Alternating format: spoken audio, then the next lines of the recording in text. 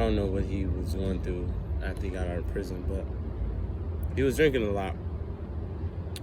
And we tended to be homeless quite often.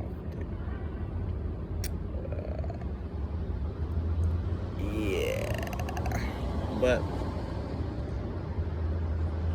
years go by. He ended up getting married. And, we stopped being homeless for a while. Stopped all of that stuff that was going on when I was growing up, like moving from place to place, bouncing around.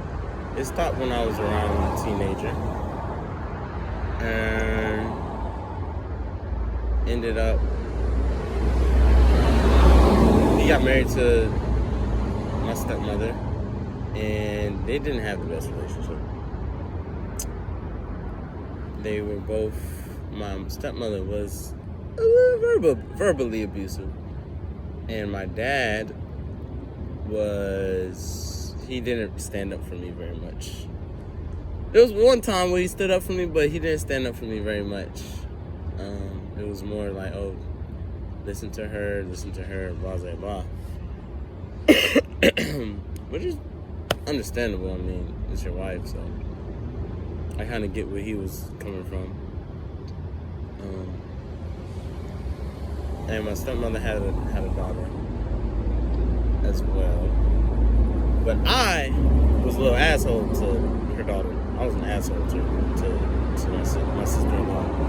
Which I'm sorry, by the way, if you're watching this. I'm sorry for spitting on your shoes and tearing up your books and tearing up your mother's couch and cutting scissors or using scissors to cut her couch open and tear up the carpet and destroying the house pretty much. All in the name of attention, by the way. I was a little baby kid growing up. I was getting into trouble. I was doing something crazy. In middle school, elementary school, I always was the attention seeker in the class. Not the class clown, actually. Not the class clown. I was smarter than that. I was very clever. But I was definitely the source of all the mischievous things. So I would get my friends to do stuff to act out for me or whatnot.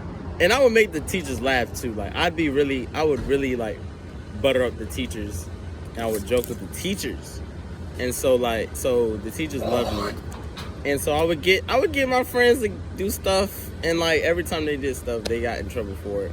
And I never got a phone call home. A few times.